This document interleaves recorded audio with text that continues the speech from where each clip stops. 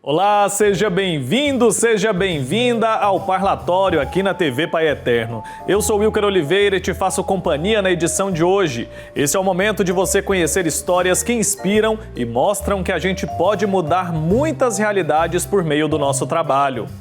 Que a leitura transforma vidas, não há dúvida, mas quando se trata das mazelas brasileiras, especialmente quando falamos sobre ressocialização de presos, o desafio parece insuperável, mas só parece. Na entrevista de hoje você vai conhecer uma iniciativa que tem o objetivo de transformar esse cenário e levar a leitura para as prisões.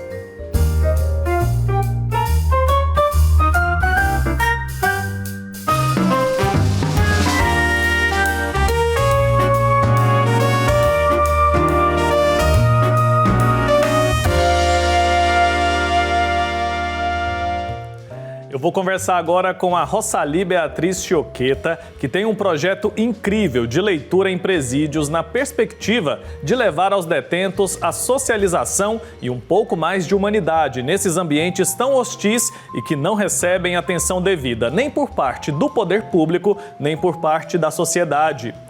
Rossali Beatriz Chioqueta é doutora em Linguística pela Universidade Federal de Santa Catarina. Desde 2001, é professora e pesquisadora de língua portuguesa na Universidade do Oeste de Santa Catarina. É também autora do livro Língua e Direito, uma relação de nunca acabar.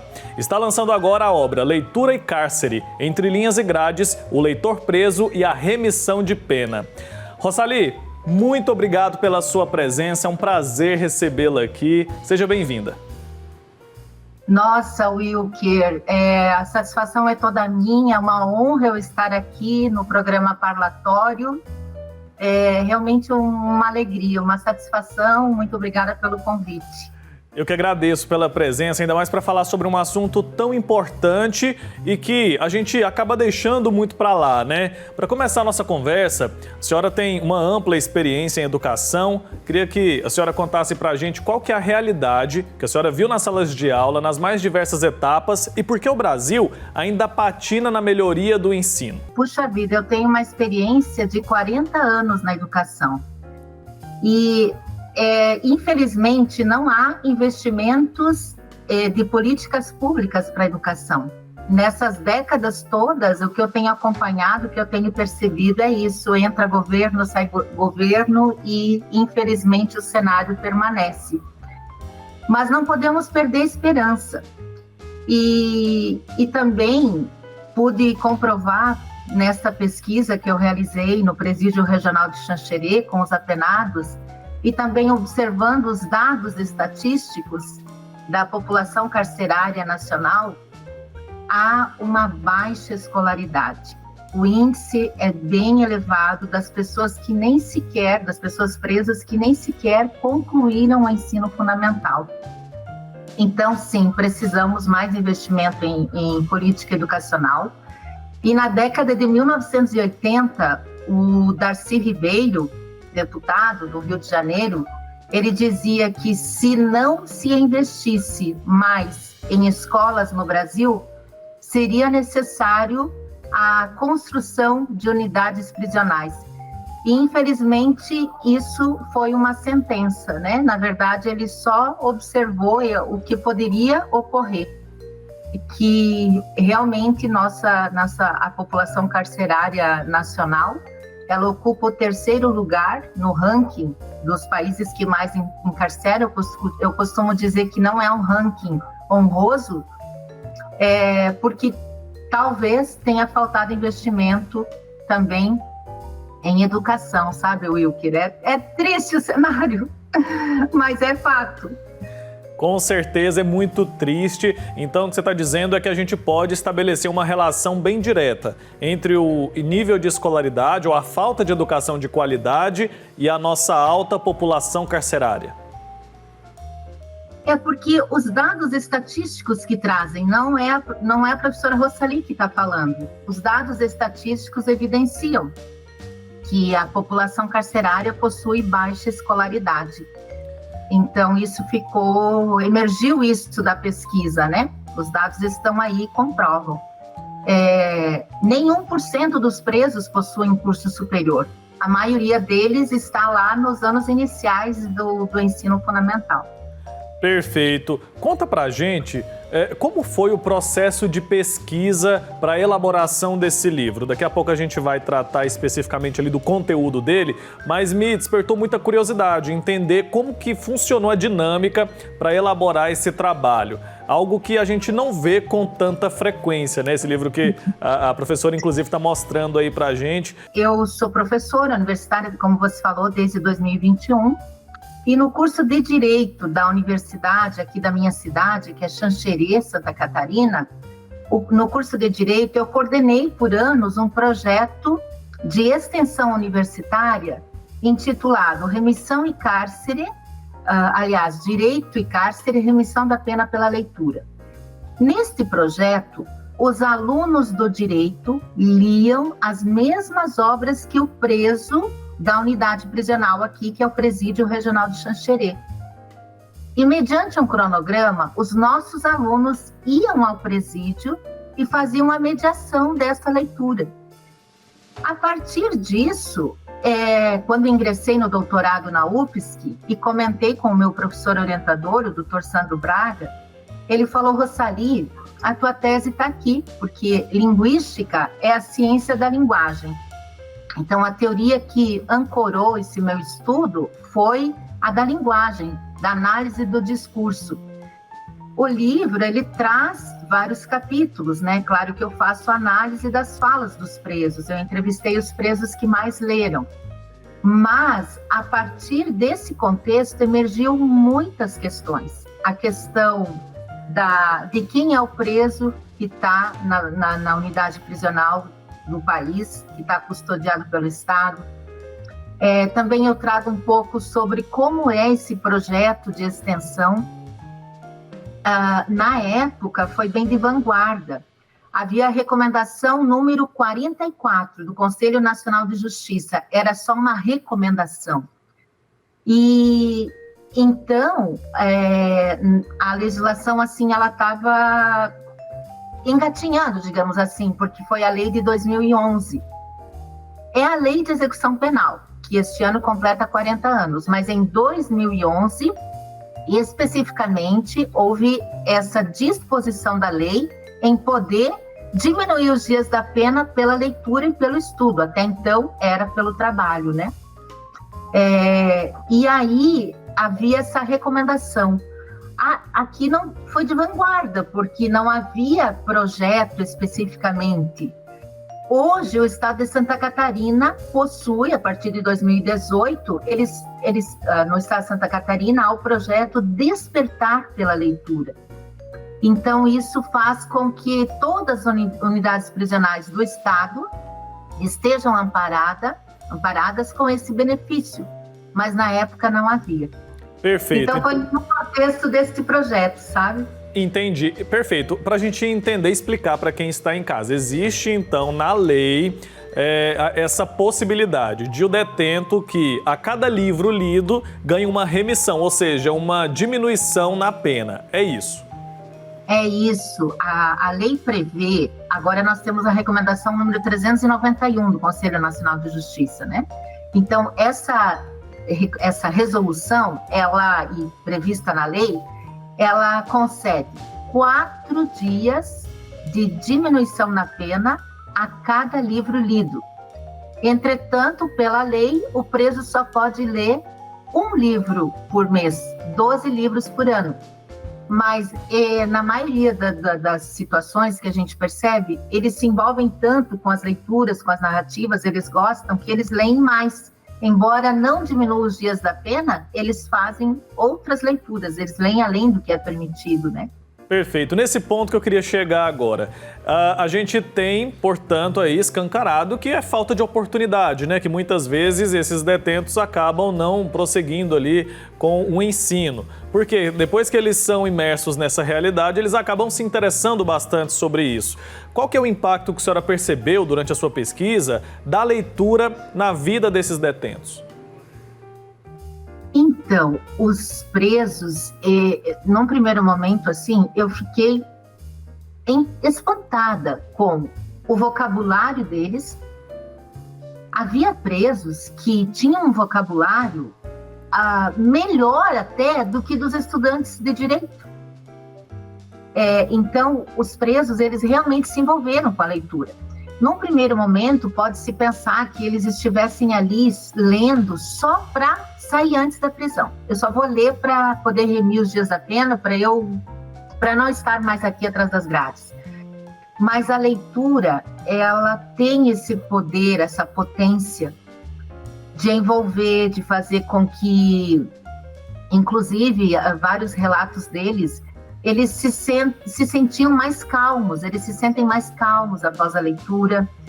Houve relato de preso que, inclusive, comentou que ficava exausto, assim, cognitivamente, e ele conseguia dormir melhor à noite. E até os agentes penitenciários, nos relatos dos presos, eles falam que os próprios agentes penitenciários perceberam que eles estavam mais tranquilos com a leitura.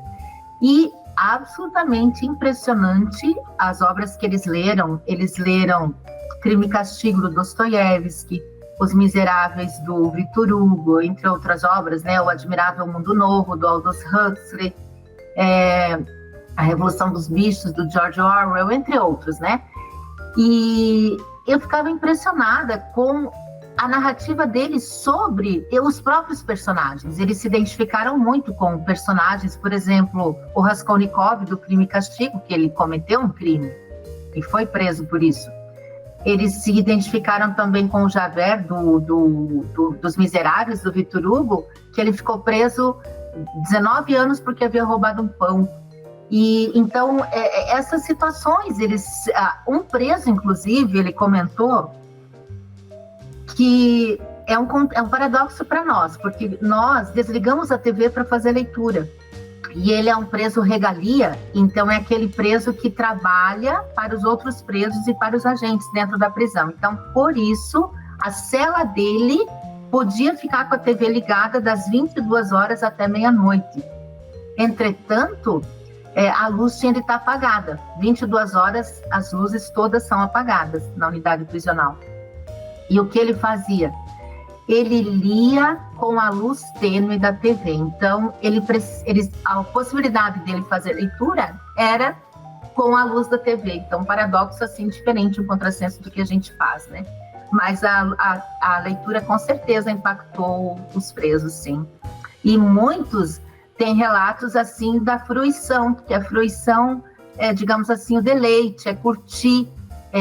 Mesmo naquelas condições tão hostis, eles curtiram a leitura. Legal, não se tornou algo feito por obrigação, né? E a senhora mencionou aí obras muito densas, né? Não é toda pessoa que tem graduação, por exemplo, que já leu um livro de Dostoiévski, né? Professora, eu vou pedir para a senhora continuar aqui junto com a gente. Vamos continuar com esse nosso bate-papo. Chegou a hora, então, da gente fazer uma pequena pausa na nossa conversa. Daqui a pouco a gente continua esse bate-papo, tá bom? Você aí que nos acompanha, não mude de canal, porque daqui a pouco a Rossali vai voltar para contar mais sobre esse projeto tão bacana que leva leitura a presídios e que visa, claro, incentivar os detentos no processo ali de socialização. Eu volto já já.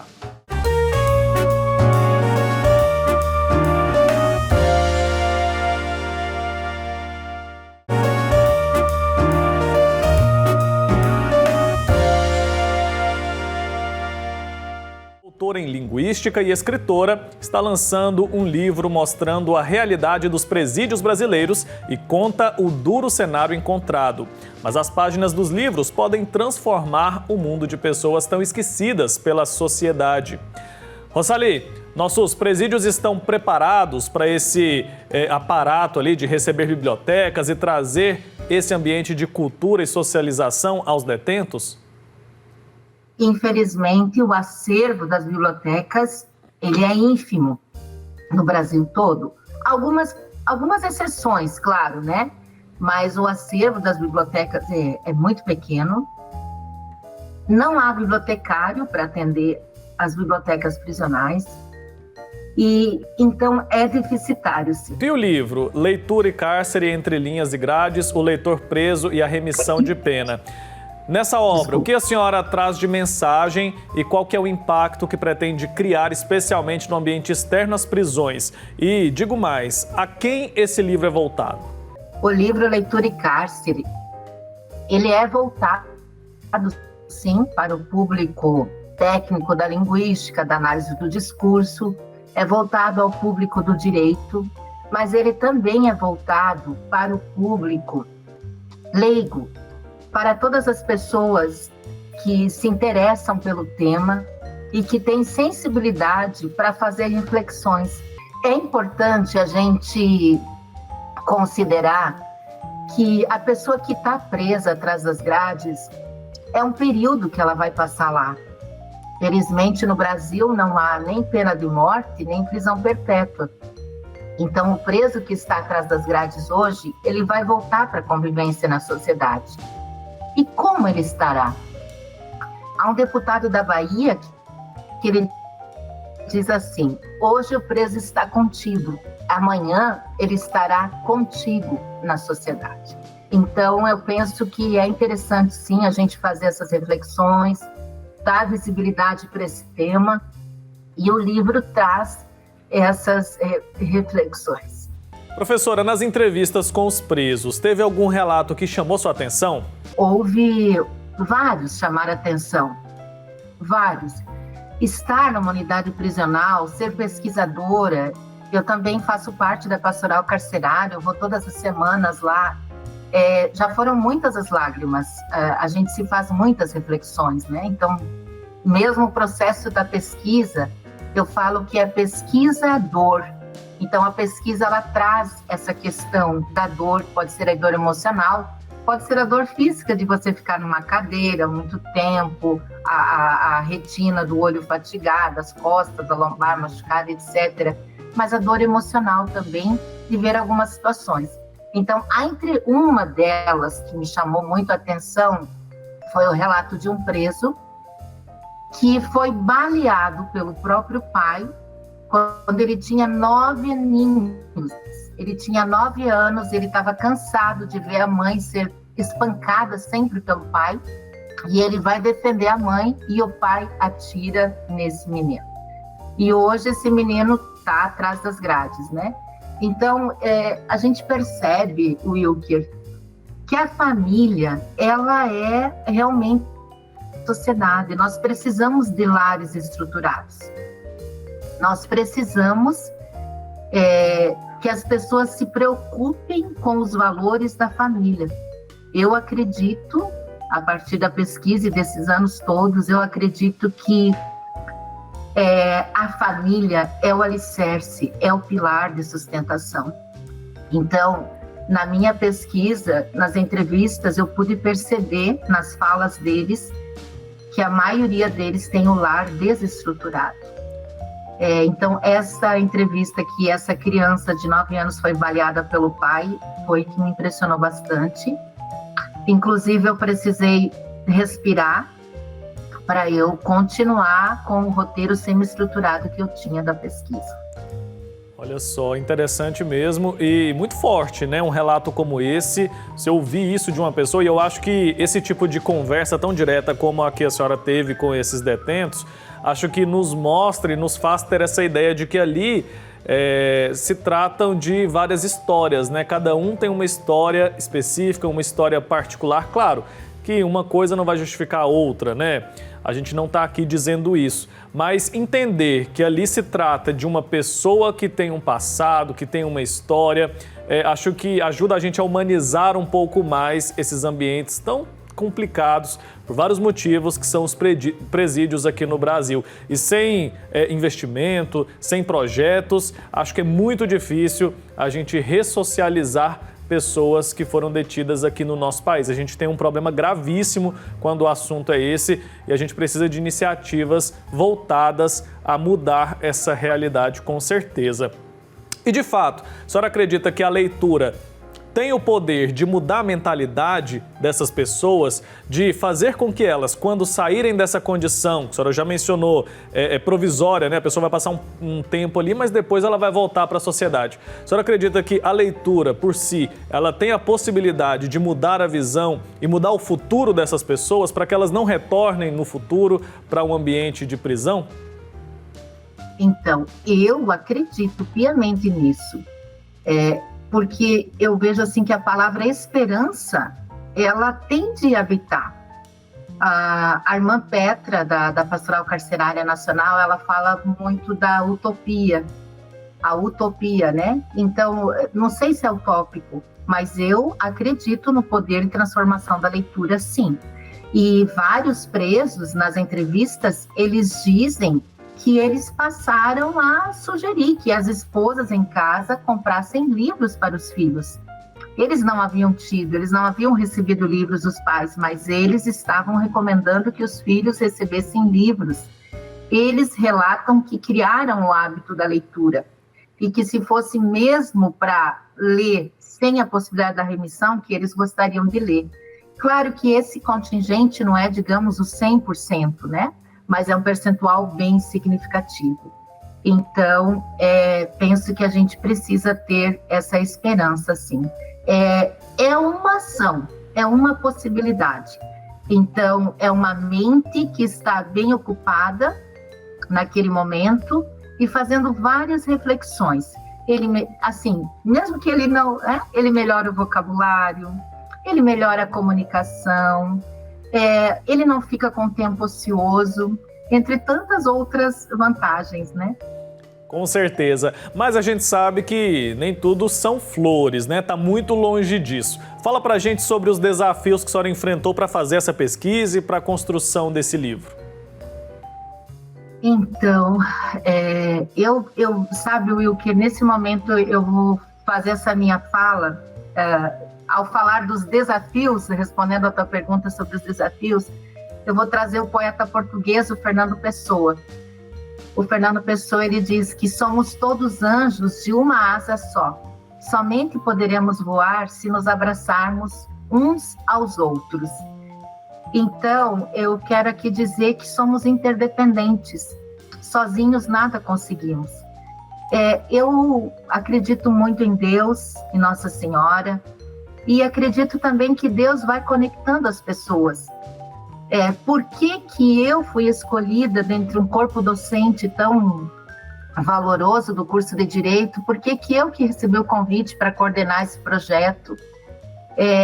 E aí aceitei e coordenei durante anos. O projeto hoje está suspenso, depois da pandemia ele ficou suspenso, mas enfim, hoje nós temos o projeto do Estado, né? Eles não estão desassistidos. Então, os desafios foram muitos, mas eu me permito o direito de até nem comentar, porque são tantas as bênçãos que a gente vai recebendo. A universidade, né? Eu trabalho há 23 anos na universidade, a própria unidade prisional, a diretora do presídio na época era a dona Marionice Fábio, ela sempre foi muito atenciosa, ela abria as portas, ela acolhia nossos estudantes. Depois disso, o professor da UFS que acolheu a pesquisa. Então, na verdade, eu só tenho de ter muita gratidão. Com Deus, a gente vai vencendo os desafios que surgem. Alguns sim, mas com Deus a gente consegue vencer todos eles. Está satisfeita com o resultado? E eu quero saber também o que a senhora aprendeu durante esse período em que esteve fazendo essa pesquisa. Nossa, eu estou muito agradecida, muito feliz. O meu coração está sempre recebendo boas notícias. O livro ainda está na pré-venda. Ele vai ser lançado agora, daqui uns dias, no dia 7 de agosto. Ele ainda está na pré-venda, mas muitos leitores do Brasil todo já me dão feedback, que estão lendo, que partilham as reflexões, concordam com as reflexões. Então, só por isso é muito especial. Eu também já tive um contato de uma pessoa que mora na Colômbia, então até de outros países, uma pessoa de Portugal. Hoje em dia, com essa questão do e-book, fica tudo mais fácil, né? Então, eu realmente estou muito feliz e muito agradecida. A palavra é só gratidão, gratidão. Maravilha. Aproveita, então, para fazer aqui já a propaganda do livro. Será lançado, então, para o público em geral no próximo dia 7. O pessoal encontra de forma bem fácil, é? Isso, agora dia 7 de agosto, aqui na minha cidade, na universidade. Tenho a honra, né, a alegria também na universidade, o curso de Direito, a professora Fernanda aqui, eles convidaram para que o lançamento seja aqui na própria universidade. Estão todos convidados, inclusive as pessoas maravilhosas que nos ouvem de todo o Brasil. Eu quero aqui dizer que eu tenho um carinho muito especial pela TV Pai Eterno. Eu assisto a TV Pai Eterno na minha casa muitas vezes. A minha mãe, Eletra, que mora em Pato Branco, Paraná, e meu pai, Olívio, eles estão sempre com a TV ligada. Eles são ministros da Eucaristia há mais de 40 anos lá. Então, também comentar sobre isso com vocês. Agora, quem quiser comprar o livro, né? O livro ele está disponível na Amazon, no site da editora Apris, ele está disponível na Shopee. Até o dia do lançamento, ele está com 40% de desconto na editora, e na Shopee está com 30% e frete grátis para todo o Brasil. Mas também tem o livro digital, que fica um preço bem acessível. Então, fica o convite para vocês abrirem as páginas do Leitura e Cárcere, refletirem comigo e podemos depois combinar, né, de fazer uma fala, alguma coisa assim, para a gente partilhar um pouquinho mais. Vamos sim. Professora, parabéns pelo trabalho, abraço para a família, abraço para a senhora também, viu? Agradeço de verdade a participação aqui no Parlatório. Mais uma vez, parabéns pelo trabalho, a gente fica muito feliz de te receber aqui, até porque essa é uma pauta da Igreja Católica e foi muito bom esse nosso bate-papo, viu? Até uma próxima oportunidade. Obrigada, Wilker. Abraço, tchau, tchau. Olha, meu agradecimento se estende a você aí de casa também, que esteve comigo no Parlatório de hoje. Te desejo uma ótima semana, uma semana iluminada e até o próximo, tá bom? Abraço. Tchau, tchau.